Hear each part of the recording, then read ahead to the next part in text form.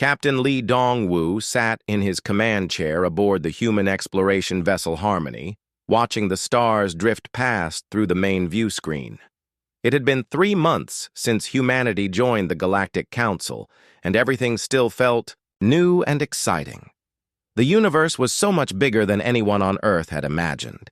The bridge was quiet except for the soft hum of the ship's engines.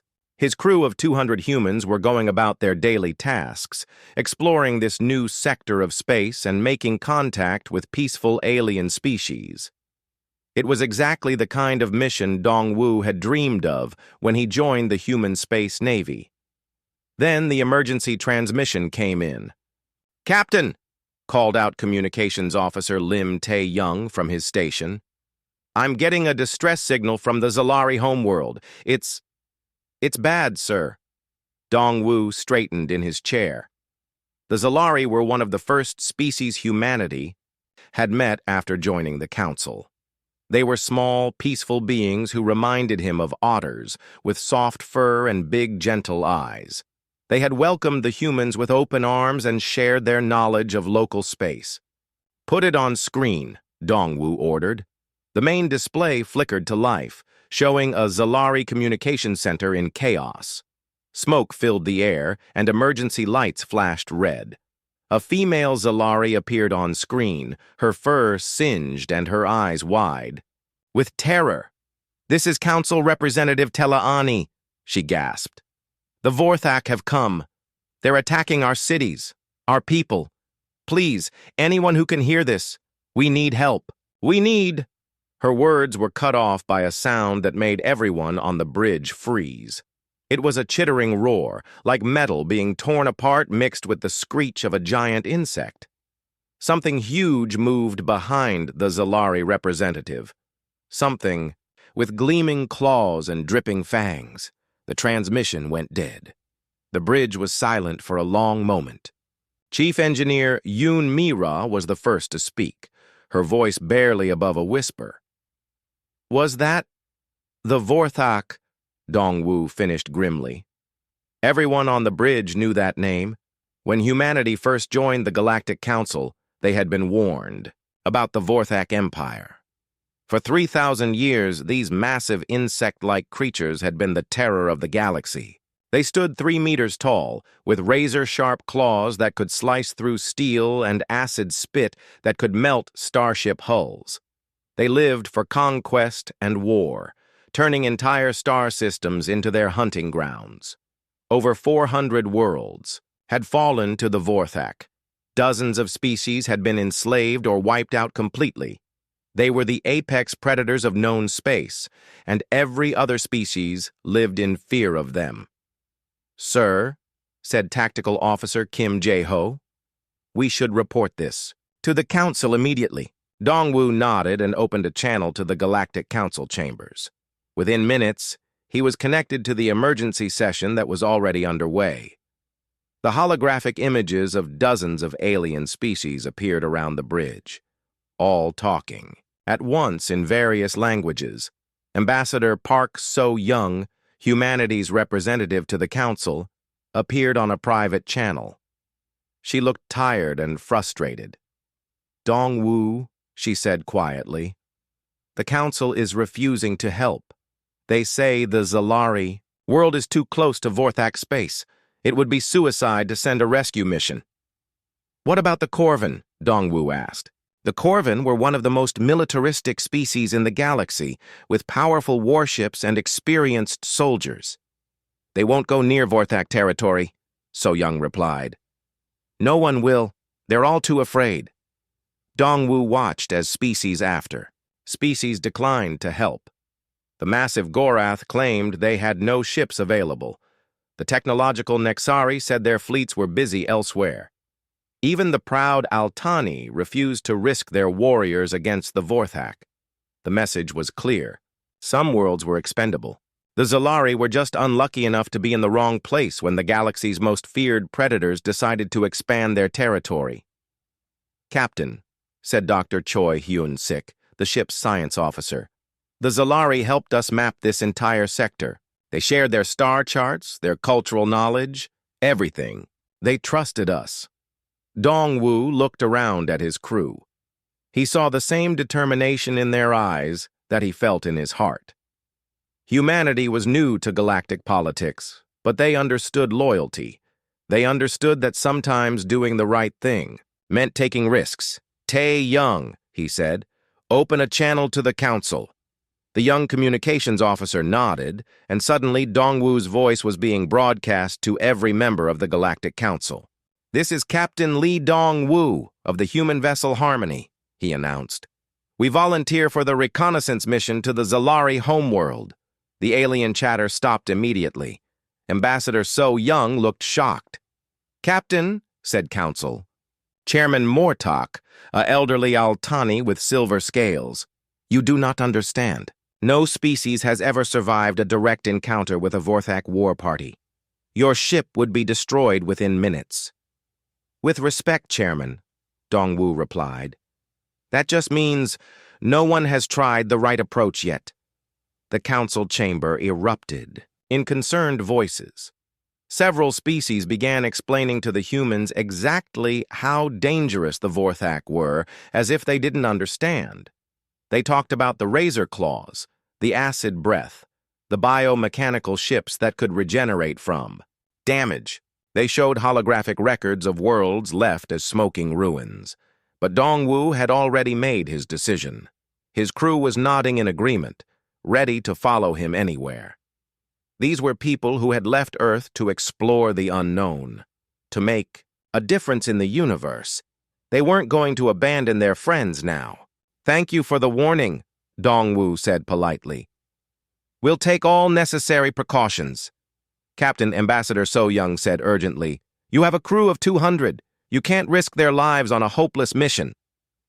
Dongwu looked around the bridge at his officers. Yoon Mira was already running calculations on her engineering console. Kim Jae-ho was plotting the fastest course to Zalari space. Dr. Choi was pulling up everything they knew about Vorthak biology. "Ma'am," said Chief Petty Officer No Dong-min from his station, "with respect, we knew the risks when we signed up for deep space exploration. The Zalari are our friends. We're not leaving them to die." The other crew members voiced their agreement. They were scared, certainly. The Vorthak were legendary for their cruelty and power, but fear had never stopped humans before. "Very well," said Chairman Mortok sadly. "The Council authorizes a reconnaissance mission to the Zalari homeworld. But understand, Captain, we do not expect you to return." "We'll see about that," Dongwu replied with a small smile. "Harmony out." The communications channel closed, leaving the bridge in silence. Through the view screen, the stars seemed to beckon them forward into the unknown. Somewhere out there, the Zalari were fighting for their lives against an enemy that had never known defeat. Navigator Han Soo-jin looked up from her console. "Course laid in for the Zalari system, Captain. We can be there in 18 hours. "Then let's go save our friends," Dongwu said. "All ahead full." The Harmony turned toward Zalari space and jumped to hyperspace, carrying 200 humans, toward a confrontation that would change the galaxy forever. None of them knew they were about to teach the universe's apex predators what it meant to mess with humanity. The Harmony dropped out of hyperspace at the edge of the Zalari system, and Captain Lee Dongwu immediately knew they were too late. The beautiful blue-green world that had once been home to billions of peaceful Zalari was now covered in smoke and fire. Massive explosions lit up the night side of the planet like deadly fireworks. "My God," whispered Dr. Choi Hyun-sik from his science station. "The orbital cities are gone. All of them." Commander Kim Jae-ho ran his tactical scans, his face growing paler by the second. "Captain, I'm reading 53 Vorthak ships in orbit. Dreadnoughts, battle cruisers, and bioships I don't even recognize. We're looking at an entire war fleet." Dongwu stared at the display showing the enemy vessels. Each Vorthak ship was a nightmare of organic curves and metallic spines, like something that had grown rather than been built. They hung in space, around the dying planet like giant predators feeding on a kill. "Any sign of Zalari survivors?" he asked quietly. Some scattered life signs on the surface, reported Chief Medical Officer Song Yujin. But the main population centers, they're gone, Captain. The bridge was silent except for the soft beeping of instruments.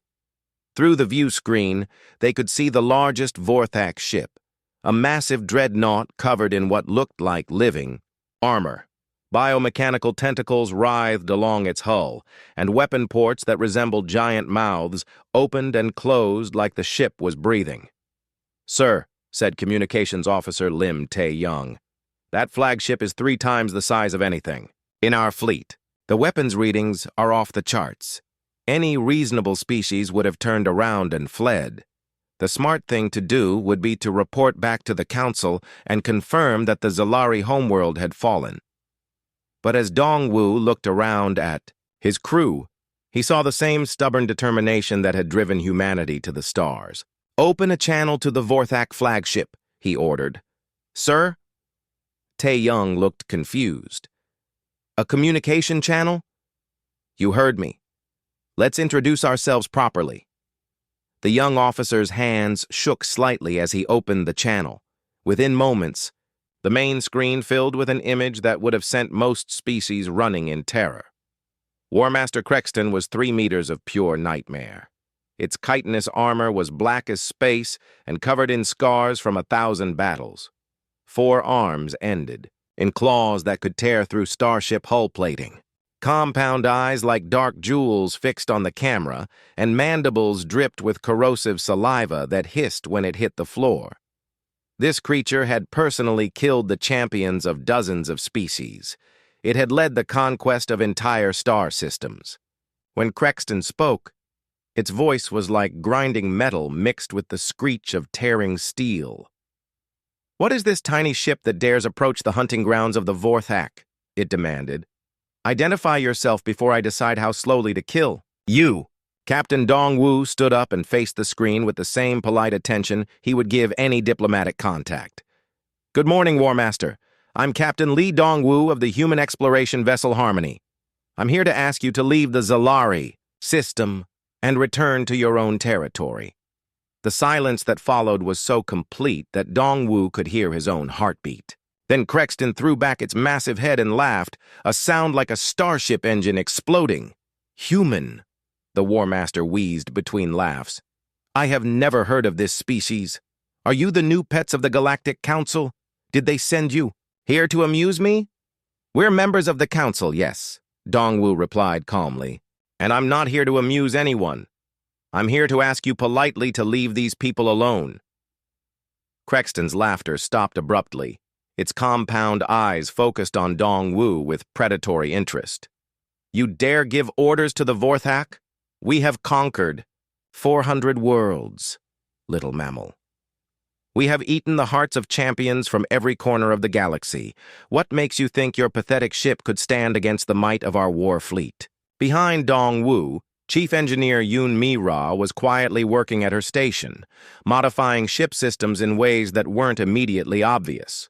Dr. Choi was running detailed scans of the Vorthak bioships, analyzing their construction and looking for weaknesses. "I'm not giving orders," Dongwu said pleasantly. "I'm making a request. If you leave now, we can avoid any unpleasantness." This seemed to amuse Crexton even more. The War Master leaned forward, its mandibles clicking together in what might have been anticipation. "Unpleasantness? Little human, I am going to hunt down every ship of your species and tear them apart piece by piece. I will make your people watch as I devour their young. Your pathetic race will become a cautionary tale told throughout the galaxy." "That seems excessive," Dongwu observed. "Are you sure we can't work something out diplomatically?" "The only diplomacy the Vorthak understand is strength," Crexton roared. "You have 1 standard day to flee this system, human. After that, I will show you why the galaxy fears us." The screen went dark, leaving the bridge in tense silence. "Well," said Lieutenant Han Soo-jin from the navigation station, "that could have gone better." "Actually," Dongwu said thoughtfully, "I think it went exactly as planned. 1 day gives us time to prepare." "Prepare for what, sir?" asked Kim Jae-ho. We're outnumbered 50-1. Their smallest ship has more firepower than our entire vessel. That's true, agreed Dongwu. But they've never fought humans before. They don't know what we're capable of. Chief Petty Officer No Dong-min looked up from his engineering console. Captain, I've been analyzing their ship configurations. Those biomechanical hulls look impressive, but they have some interesting vulnerabilities. Such as? Dongwu asked. Well, sir, living tissue needs specific environmental conditions to survive. Temperature, radiation, chemical balance. If we could disrupt those systems, Dr. Choi nodded excitedly. The bio-neural networks they use for ship control are based on organic compounds. We might be able to introduce a virus or toxin that could interfere with their operations. Yoon Mi-ra looked up from her modifications. Captain, I can convert our industrial fabricators to produce specialized weapons. Nothing fancy, but effective against organic targets. Dongwu smiled.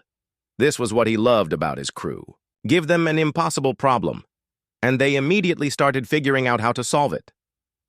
What about the Zalari survivors? Asked Song Yu-jin. We can't abandon them.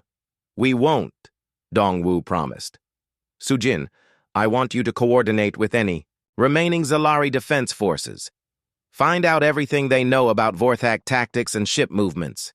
Tae-young, start monitoring all Vorthak communications. I want to know what they're planning. Sir, said Kim Jae-ho, the Vorthak have ruled through overwhelming force for 3,000 years. They expect their enemies to either run away or die quickly. They've never had to fight a prolonged campaign against an enemy that refuses to give up. Exactly, Dongwu said. They're apex predators, but they've never hunted something that hunts back. Mira, how long do you need to complete your modifications? 6 hours for the basic systems, Captain. 12 for the full package. You have 8. Everyone else, start preparing for guerrilla warfare. We're going to teach the galaxy's most feared species what happens when they mess with humanity. As his crew scattered to their tasks, Dongwu looked out at the Vorthak fleet hanging like vultures over the wounded planet. They expected him to run. They expected him to beg for mercy. They had no idea they were about to face a species that had once conquered its own world through sheer stubborn refusal to quit. The Vorthak thought they were the galaxy's apex predators, but they had never met a persistence hunter from Earth. And Dongwu was about to show them that sometimes the most dangerous prey was the kind that fought back. 24 hours. The War Master thought that was generous. Dongwu smiled grimly as he watched the enemy ships patrol their hunting ground. Would be enough. When dawn broke over the Zalari homeworld, War Master Crexton expected to find empty space where the human ship had been. Instead, his sensors showed something impossible. The tiny vessel was gone, but the orbital defense platforms were rigged with explosives. What is this? Crexton snarled from the bridge of his flagship. Where are the humans? His tactical officer, a smaller Vorthak named Thexkar, chittered nervously. War Master, our long-range sensors cannot locate their ship, but the orbital stations are broadcasting a message. Show me. The message was simple and polite. Good morning, War Master Crexton. We hope you slept well. Please find attached our formal response to your territorial claim. Regards, Captain Lee Dong-woo. The attachment was a detailed scan of every explosive. Device now attached to the Vorthak fleet's main supply depot. Impossible, Crexton roared. How did they get past our patrol ships? The answer came as a series of explosions ripped through the depot. The Harmony appeared out of nowhere, fired a spread of modified mining charges, and vanished back into the asteroid field before the Vorthak could respond. For the first time in 3,000 years, a Vorthak military operation had failed to achieve immediate victory. On the bridge of the Harmony, Captain Dong-woo watched the enemy fleet scramble to respond to the attack. Chief Engineer Yoon Mi-ra had done excellent work converting their industrial equipment into weapons. The mining charges were crude but effective, especially when loaded with the biological agent Dr. Choi had developed. Damage report on the Vorthak. Supply depot? Dongwu asked. Secondary explosions are still ongoing, sir, reported Tactical Officer Kim Jae-ho. Looks like they stored some volatile materials next to their fuel supplies. Poor planning on their part. What about our own status? All systems green, Captain, said Chief Engineer Yoon Mi-ra from her station. The stealth modifications are working perfectly. Their sensors can't track us through the asteroid field. Lieutenant Han Soo-jin looked up from her navigation console. Sir, I've been in contact with the surviving Zalari ground forces. They've provided detailed information about Vorthak patrol patterns and ship vulnerabilities. Dongwu nodded. The Zalari might be peaceful by nature, but they were excellent observers. Their intelligence had been invaluable in planning this. First strike. Tae-young, any reaction from the Vorthak fleet? Communications Officer Lim Tae-young monitored the enemy frequencies with growing amusement. Sir, they're arguing among themselves. Crexton is demanding to know how we got past their defenses. His subordinates are suggesting the humans must have some kind of advanced cloaking technology. Let them think that, Dongwu said. The longer they spend looking for superweapons that don't exist, the less attention they pay to what we're actually doing. Dr. Choi Hyun-sik looked up from his xenobiology console. Captain, the biological agent we deployed is working better than expected. 3 of their bioships are showing signs of neural network disruption. They're having trouble maintaining formation. Excellent. What's our next target? Chief Petty Officer No Dong-min highlighted a section of the tactical display. Their communication relay, sir. It's lightly defended, and destroying it would force them to use line-of-sight communications only. That cuts their coordination in half, agreed Kim Jae-ho. They won't be able to coordinate fleet movements effectively. Do it. But remember, we're not trying to destroy their entire fleet. We're trying to convince them that staying here is more trouble than it's worth. The Harmony slipped through the asteroid field like a ghost, using the natural cover to approach the Vorthak communication relay. The station was a twisted spire of biomechanical components, pulsing with organic lights as it coordinated the movements of 53 warships. 2 patrol ships guarding the relay, reported Soo-jin. Standard Vorthak formation. Mi-ra, are the sleeping gas canisters ready? Yes, sir. Modified atmospheric processors loaded with a sedative compound. It should put any organic crew to sleep for several hours. The plan was simple and completely insane. Instead of destroying the relay with explosives, they were going to board it, plant their devices, and leave before anyone noticed. It was the kind of operation that no sane species would attempt against the Vorthak. But humans had never been accused of being entirely sane. Soo-jin, take us in nice and quiet. Jae-ho, prepare boarding pods. We're going to pay the Vorthak a house. Call. The Harmony drifted toward the relay station, using minimal power to avoid detection. The patrol ships continued their lazy circuits, confident that no enemy would dare approach a Vorthak installation. They had never dealt with humans before. Boarding pods away, reported Jae-ho. Corporal Oh Sung-ho and his team are aboard. Dong-woo watched the tactical display as 12 humans in environmental suits infiltrated the most feared military installation in the galaxy. It should have been impossible. The Vorthak were legendary warriors, trained from birth for combat. But they had never fought an enemy that treated war as a technical problem to be solved. Sir, came Oh Sung-ho's voice over the comm, we're inside. This place is like a nightmare. Walls are covered in some kind of living tissue and the floor is squishy. Focus on the mission, Corporal. Find the central processing unit. Roger. That, sir. Moving to the core. These sleeping gas canisters work great, by the way. Found 3 Vorthak technicians taking a nap. Dong-woo suppressed a smile. Sung-ho was one of their best soldiers, a former Special Forces operator who treated impossible missions as personal challenges. Core located, sir. Dr. Choi's virus package is uploading now. Should take about 5 minutes. Copy that. Be ready to extract in 4. Those 4 minutes felt like hours. On the main screen, Dongwu watched the Vorthak patrol ships continue their rounds, completely unaware that their communication hub was being systematically sabotaged by a handful of humans with modified mining equipment. "Upload complete, sir. Withdrawing now. Belay that, Corporal. We have incoming." The patrol ships had finally noticed something was wrong. They were turning toward the relay station, weapons charging for an attack run. "Sir," came Sung Ho's voice, "we're still inside. If those ships fire on the station—" "They won't," Dongwu said confidently.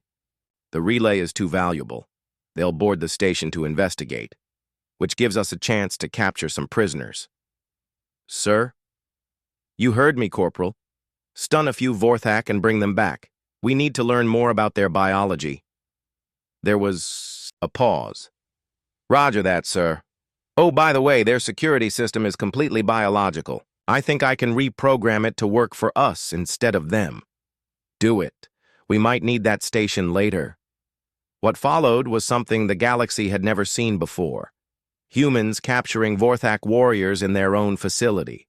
Oh Sung Ho and his team used non-lethal weapons and superior tactics to overwhelm guards that had never faced an enemy clever enough to turn their own defenses against them. "Extraction complete, sir. We've got 3 unconscious Vorthak and complete control of the relay station." "Outstanding. Come home, Corporal." As the boarding pods returned to the Harmony, the Vorthak fleet finally realized what had happened. Their communication network was down, replaced by human broadcasts of Earth music. 3 of their ships were drifting helplessly as biological viruses corrupted their neural networks, and somehow, impossibly, their relay station was now under enemy control. "Sir," reported Tae-young with barely contained laughter, "War Master Crexton is trying to contact his fleet commanders, but all he's getting is human jazz music." "What's our status with the captured Vorthak?" Dongwu asked. Dr. Song Yu-jin looked up from her medical console. "They're unconscious but stable, sir. I've sedated them for safety. Dr. Choi is already studying their biology." "And the relay station?" "Fully under our control," reported No Dong-min. "We can monitor all Vorthak communications and even send false orders if needed." Dongwu looked out at the Vorthak fleet, which was now scattered and confused, trying to coordinate without their communication network. Ships were colliding with each other as they attempted to regroup using primitive light signals. "Sir," said Kim Jae-ho quietly, "we actually did it. We just outfought the Vorthak." "No," Dongwu corrected. "We outthought them, and we're just getting started." On the main screen, War Master Crexton's flagship flashed angry signals at the rest of his fleet. For 3,000 years, the Vorthak had ruled through fear and overwhelming force. They had never needed to adapt, never needed to think strategically. They were about to learn that humanity's greatest weapon wasn't superior technology or overwhelming numbers. It was the simple refusal to fight fair when the stakes were too high for honor. News of the impossible human resistance spread through Vorthak space like wildfire. Fleet Commander Nalthek received the reports with growing disbelief. A single human ship had somehow disabled 3 Vorthak vessels, captured a military relay station, and was broadcasting Earth music on all Vorthak frequencies. It was humiliating. It was unprecedented. And it ended now. Nalthek commanded the Vorthak Second Assault Fleet, 500 ships carrying 50,000 of the galaxy's most feared warriors. His flagship, the Apex Predator, was a biomechanical monster 2 kilometers long, armed with weapons that could crack planets. "This human infestation will be cleansed," Nalthek declared to his war council. "I will personally tear their captain apart and feast on his organs." The Second Assault Fleet jumped to hyperspace, confident that the humans would be crushed within minutes of their arrival. After all, what could 200 mammals possibly do against the might of the Vorthak Empire? They were about to find out. The bridge of the Harmony, Captain Lee Dong-woo received word of the incoming fleet with surprising calm. Dr. Choi Hyun-sik had finished his analysis of the captured Vorthak prisoners and the results were very interesting. "Captain," Dr. Choi reported, "I've identified several critical weaknesses in Vorthak physiology. Their biomechanical implants are vulnerable to specific electromagnetic frequencies. Their nervous systems can be disrupted by modified Earth viruses. And most importantly, they've never developed immunity to psychological warfare." "Psychological warfare?" asked Communications Officer Lim Tae-young. "The Vorthak have ruled through fear for so long that they've never faced an enemy that wasn't afraid of them," Dr. Choi explained. "Their entire tactical doctrine is based on intimidation and overwhelming force. They don't know how to fight an enemy that refuses to be intimidated." Chief Engineer Yoon-mi Ra looked up from her console. "Sir, I've finished converting our manufacturing systems. We can now produce specialized weapons, electronic warfare devices, and those biological agents Dr. Choi developed. We're not defenseless anymore." "What about the plan to broadcast our battle strategy?" Dongwoo asked. Lieutenant Han Soo-jin smiled. "Ready to go, sir. Every species in the galaxy will be able to watch as 200 humans take on 500 Vorthak ships." It was an insane idea. No military force in galactic history had ever broadcast their tactical plans before a battle. It violated every principle of strategic surprise and operational security, but it also meant that the entire galaxy would witness what happened when humanity faced impossible odds. "Sir," said Tactical Officer Kim Jae-ho, "long-range sensors are picking up the Vorthak fleet. They're dropping out of hyperspace in 3 minutes." "All hands, this is the captain," Dongwoo announced over the ship's communication system. "We are about to face 500 enemy ships with one of our own. The odds are 500 to 1. The enemy has superior firepower, superior numbers, and 3,000 years of military experience." He paused, letting that sink in. "However, they have never fought humans before. They don't know about our stubborn refusal to quit. They don't know about our ability to turn their own weapons against them. And they certainly don't know about our species' talent for making impossible things possible." Throughout the ship, 200 humans prepared for a battle that should have been over before it started. "The Vorthak expect us to run or die quickly," Dongwoo continued. "Instead, we're going to show them why you never corner a human. All stations prepare for combat. And remember, we're not just fighting for ourselves. We're fighting for every species that has ever cowered in fear of these bullies." The Vorthak's second assault fleet materialized in space like a metallic storm cloud. 500 ships of nightmare design, from sleek biofighters to massive dreadnoughts, bristling with organic weapons. At their center, the apex predator hung like a mechanical god of war. "Open a channel to the human ship," Fleet Commander Nalthek ordered. "I want to see the fear in their eyes before I kill them." But when the communication link opened, he saw something he had never encountered before. A human who looked genuinely pleased to see him. "Good morning, Fleet Commander," Captain Dongwoo said cheerfully. "I'm Captain Lee Dongwoo of the human vessel Harmony. I assume you're here about the communication relay? We've been taking very good care of it." Nalthek's compound eyes narrowed. "You will surrender immediately, human. Your pathetic resistance ends now." "Actually," Dongwoo replied, "we've decided to try something different. We're going to fight you." "Fight us?" Nalthek laughed, a sound like grinding metal. "You have 1 ship. I have 500. You have 200 crew. I have 50,000 warriors. Your weapons are primitive. Mine can destroy worlds." "All true," Dongwoo agreed, "but you have one major disadvantage." "And what is that?" "You've never lost a battle, which means you've never learned how to adapt when things don't go according to plan." Before Nalthek could respond, the human ship vanished from his sensors.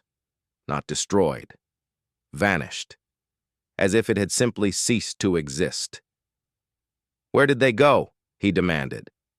"Unknown, Fleet Commander," his tactical officer reported. "Our sensors show no trace of the human vessel. That's when the first asteroid hit his flagship."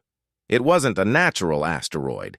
It had been modified with human technology, fitted with guidance systems and a payload of biological weapons. It struck the apex predator amidships, sending corrosive agents throughout the ship's biomechanical systems.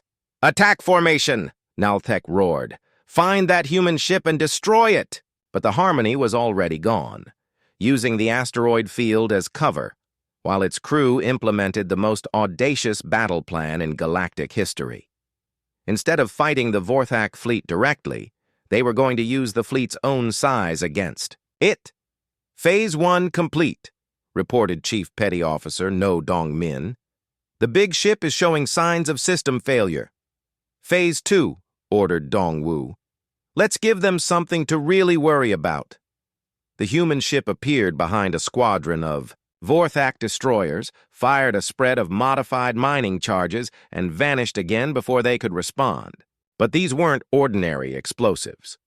Dr. Choi had loaded them with a computer virus specifically designed to target Vorthak bioneural networks. Within minutes, 12 Vorthak ships were drifting helplessly as their organic control systems shut. "Down! How are they doing this?"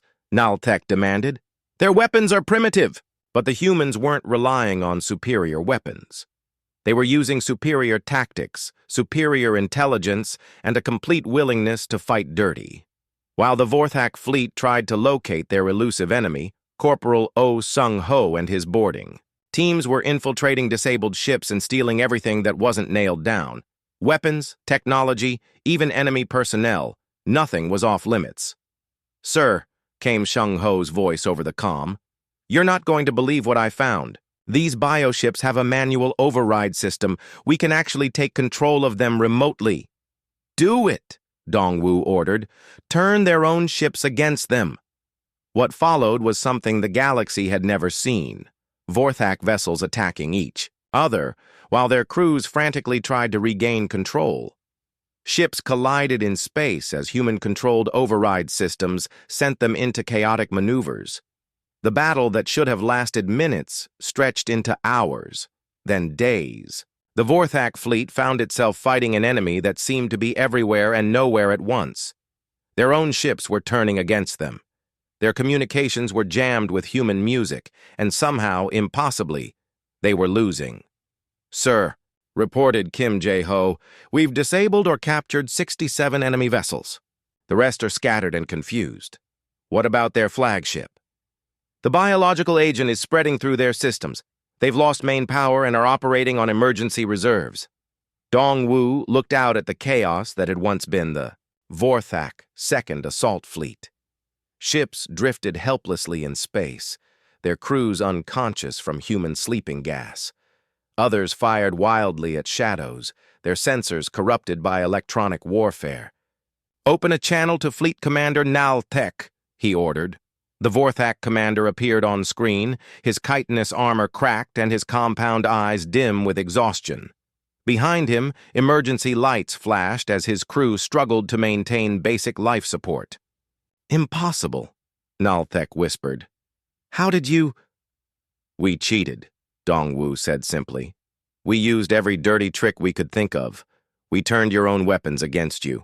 We hacked your ships, poisoned your crews, and fought you in ways you never expected. This is not how war is conducted," Naltek protested weakly. "No," Dongwu agreed. "This is how humans conduct war, and there's a difference." As the last Vorthak ships either surrendered or fled, the Harmony broadcast its final message to the galaxy. "This is Captain Lee Dong-Wu of the human vessel Harmony. The Vorthak's Second Assault Fleet has been defeated. The Zalari system is under human protection. Any species wishing to challenge this claim is welcome to try." The message was received in stunned silence throughout known space. The impossible had happened. The galaxy's most feared predators had been beaten by a single human ship, and everyone wanted to know, what else were these humans capable of? The impossible had happened. News of the Vorthak defeat spread across the galaxy like a shock wave, reaching every corner of known space within days. Species that had trembled in fear for 3,000 years suddenly dared to hope. If humans could defeat the galaxy's apex predators, what else might be possible? Fleet Admiral Kang Wubin arrived at the Zalari system with the human Second Fleet to find something unprecedented: Vorthak ships flying under human command, their crews working alongside their former enemies to repair the damage to the planet below. "Status report, Captain," Admiral Kang requested, as his flagship docked with the Harmony. Captain Lee Dong-woo looked tired but satisfied. His ship was held together with emergency repairs and pure determination, but it was still flying. "The Zalari survivors are secure, Admiral. We've established refugee camps on 3 uninhabited moons and begun reconstruction efforts." "And the Vorthak prisoners?" "About 2,000 of them, sir. Dr. Song Yu-jin has been treating their wounded alongside our own. Most of them seem confused about being treated with basic medical care instead of being executed." Admiral Kang raised an eyebrow. "They're cooperating?" "Some are, sir. Turns out that when you show them basic decency, they're not quite the mindless, killing machines everyone thought. They're intelligent beings who were raised in a society that valued only strength and conquest." Dr. Choi Hyun-sik approached with a datapad full of analysis. "Admiral, we've learned fascinating things about Vorthak society. They're not naturally evil. They're products of a culture that has been at war for so long that they've forgotten any other way of life. Back on Earth and throughout human space, the victory was being celebrated, but it was also raising uncomfortable questions. If humanity could defeat the Vorthak, what responsibility did that create?" Senator Bayek Ji-woo found herself fielding requests for military alliances from dozens of species that had barely acknowledged humanity's existence just weeks before. "The Korvan want a mutual defense treaty," she reported to the Human Council. "The Altani are offering technology exchanges. Even the proud Nexari are asking for our help with security consultations." "And the Vorthak?" asked Council President Park Min-ho. "That's the real problem, sir. Their empire is collapsing, without their reputation for invincibility subject. Worlds are rebelling. There are reports of civil wars breaking out across Vorthak space. Meanwhile, in the deepest reaches of Vorthak territory, Empress Zarveth received the reports of Nalthek's defeat with cold fury.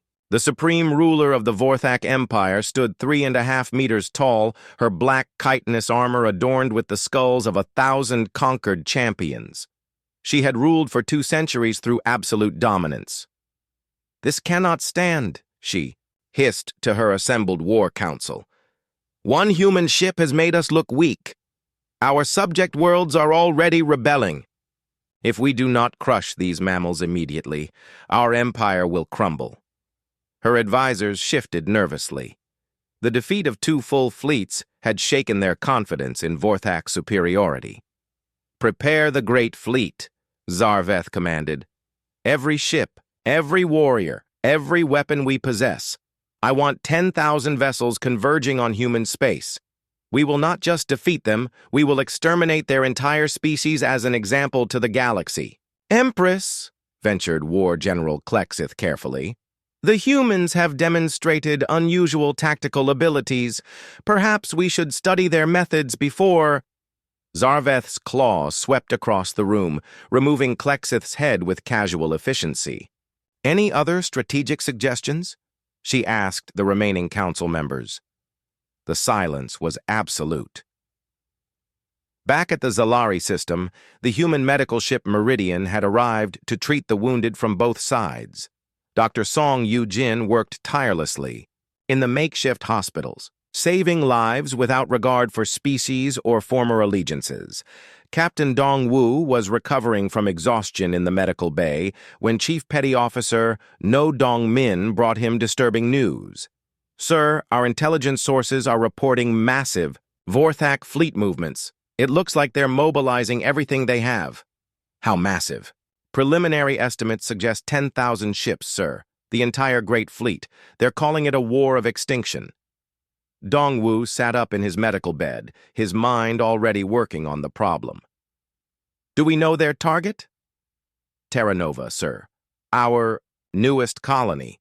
Population of 50 million humans.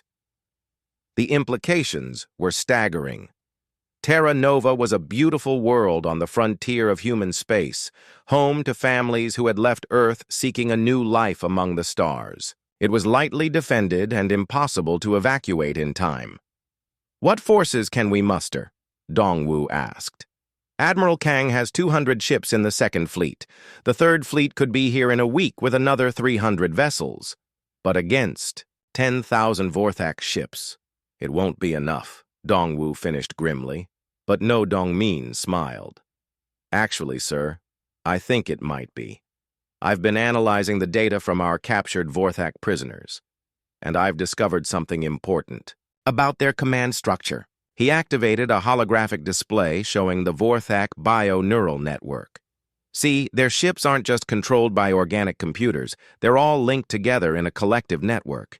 It makes them incredibly efficient when everything is working properly.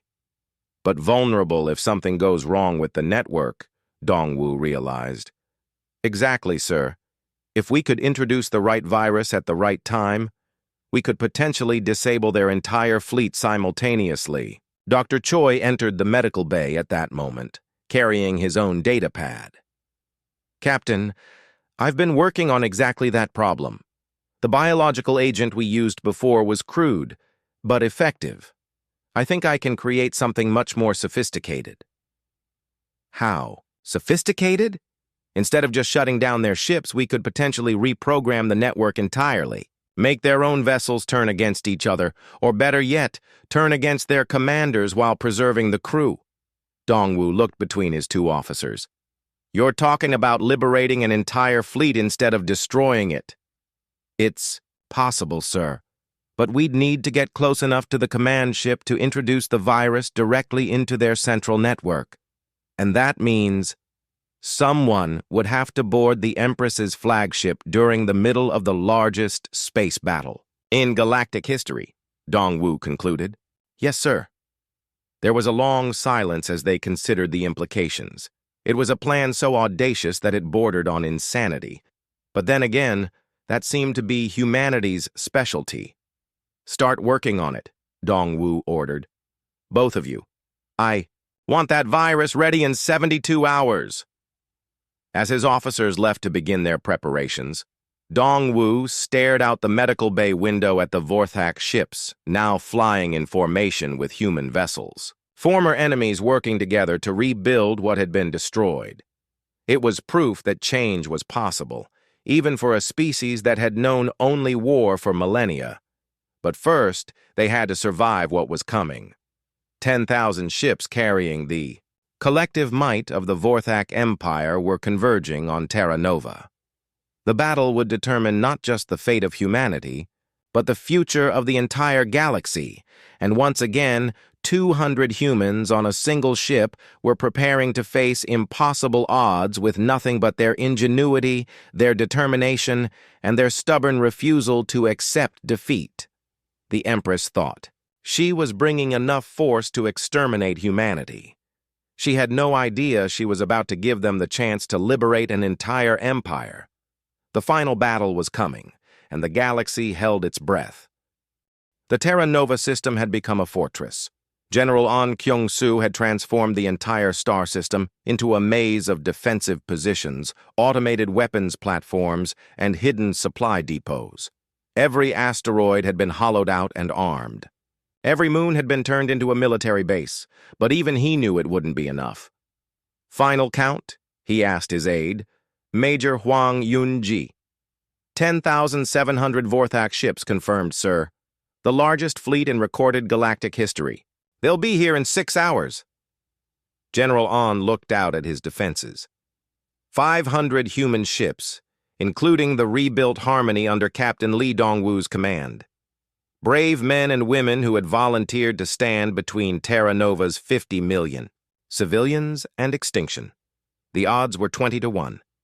By any reasonable calculation, they were all going to die. "Sir," Major Hwang said quietly, "the evacuation ships are ready. We could still get most of the civilian population out." "Where would they go?" General An asked. If the Vorthak win here, they'll hunt down every human in the galaxy. Terra Nova is where we make our stand. On the bridge of the Harmony, Captain Dongwu was making final preparations for the most desperate mission in human history. Dr. Choi Hyun-sik had finished his virus, a sophisticated piece of biological programming that could potentially liberate the entire Vorthak fleet. But someone had to get close enough to Empress Zarveth's flagship to upload it directly into their command network.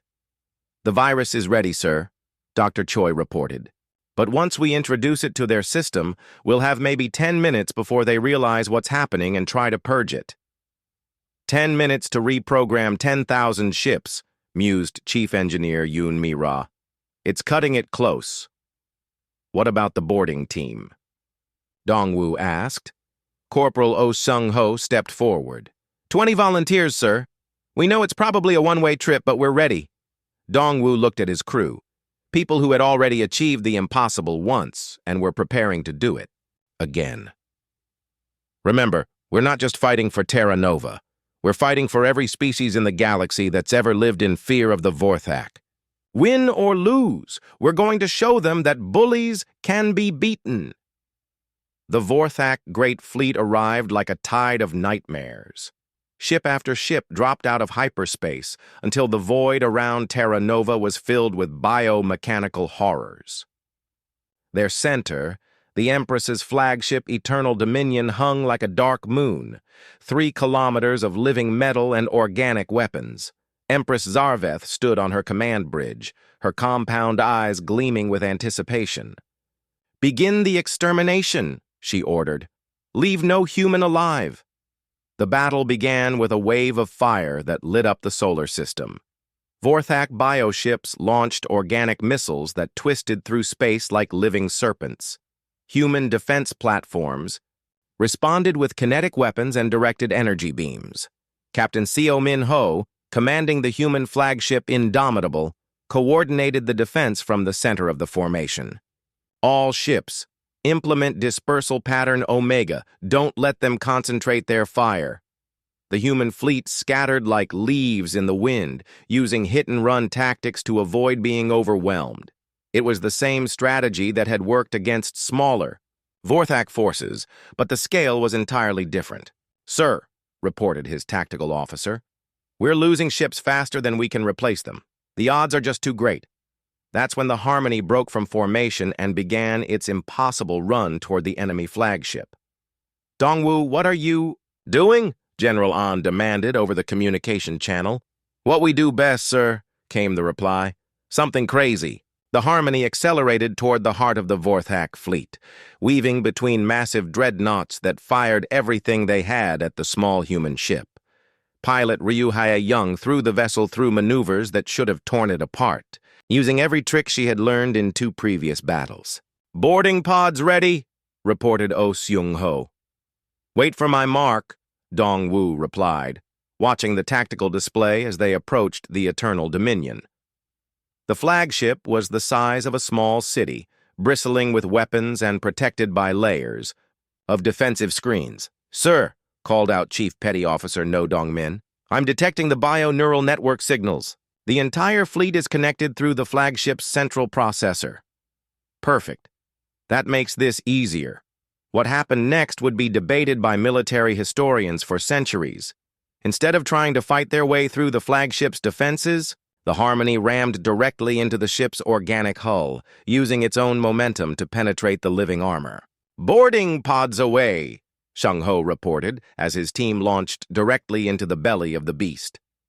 Inside the Vorthak flagship, 20 humans in environmental suits found themselves in a nightmare landscape of organic corridors and biomechanical systems. The walls pulsed with alien life, and defensive systems that looked like mechanical spiders scuttled toward them. "Move! Move! Move!" Seung-ho shouted, leading his team toward the central processing core. They had 10 minutes to upload Dr. Choi's virus before the Vorthak could stop them. The fighting was brutal in close quarters. Vorthak warriors appeared from hidden alcoves, their claws and acid weapons lethal in the confined spaces. But the humans had trained for this, and they fought with the desperation of people protecting their homes. "Core chamber located," reported Sergeant Kim Yu-na. "Beginning upload now." The virus began spreading through the Vorthak bioneural network like wildfire. Across the Great Fleet, ship after ship began experiencing system failures as Dr. Choi's programming rewrote their organic computers. On the bridge of the Eternal Dominion, Empress Zarveth realized what was happening. "Purge the network," she screamed. "Cut all connections." But it was too late. The virus had already reached critical mass. Throughout the Vorthak fleet, enslaved species who had been forced to serve the Empire suddenly found their neural control implants deactivated. Corvan engineers, Nexari technicians, and dozens of other species who had been mind-controlled for generations suddenly remembered what freedom felt like. The Great Fleet turned on itself as liberated slaves fought their Vorthak masters. Ships that had been approaching Terra Nova to deliver death now fired on each other in chaotic battles. "It's working," reported Major Huang from the Human Command Center. "The Vorthak fleet is tearing itself apart." But the battle wasn't over. Empress Zarveth, realizing her empire was collapsing, decided that if she couldn't rule the galaxy, she would destroy it. She activated the Eternal Dominion's ultimate weapon, a biomechanical device that could crack planets. "Sir," came Osung-ho's voice over the comm, "the Empress is charging some kind of planet-killer weapon. We need to stop her." Inside the flagship, the boarding team fought their way toward the weapons control center. But they were running out of time and ammunition. That's when pilot Ryu Hee-young made the decision that would save 50 million lives. "Tell my family I love them," she said quietly, and rammed her fighter directly into the flagship's weapon control center. The explosion tore through the Eternal Dominion's organic systems, triggering a cascade failure that spread throughout the massive ship. Empress Zarveth's final scream was cut short as her flagship began to tear itself apart. "All hands, abandon ship," Seung-ho ordered, but he knew they would never make it to the escape pods in time. That's when the impossible happened. Again, the liberated Vorthak crew, instead of fighting the humans, began helping them evacuate. Warriors who had been enemies minutes before were now working together to save lives. When the dust settled, the Terra Nova system was littered with the wreckage of the once mighty Vorthak Great Fleet. The Eternal Dominion was gone, taking Empress Zarveth with it. Across the galaxy, Vorthak-controlled worlds were declaring independence as the Empire finally collapsed. Captain Dong-Wu stood on the bridge of the battered Harmony, watching as human and alien rescue ships worked together to save survivors from both sides. The galaxy's most feared species had finally met their match, but the victory had come at a terrible cost. "Sir," reported Communications Officer Lim Tae-young, "we're receiving messages from across the galaxy. The Galactic Council wants to meet. Every major species is asking for diplomatic relations, and sir, they're calling us the new peacekeepers of the galaxy." Dong-Wu shook his head. "We didn't fight the Vorthak to become the new apex predators. We fought them because someone had to." 3 months later, Ambassador Park So-young stood before the Galactic Council and outlined humanity's position. The human species would help maintain peace in the galaxy, not through conquest or intimidation, but through the simple demonstration that even the mightiest bullies could be defeated by people who refused to give up. The Vorthak learned too late what the galaxy was now beginning to understand. Humans weren't apex predators or superior warriors. They were something far more dangerous and far more valuable. They were apex survivors, and they never, ever stopped fighting for what was right. The galaxy would never be the same. And for the first time in 3,000 years, that was a very good thing. In the end, the galaxy's most feared species had indeed met their match. But humanity's greatest victory wasn't defeating the Vorthok. It was showing the universe that no one had to live in fear anymore. The age of the apex predator was over. The age of hope had begun.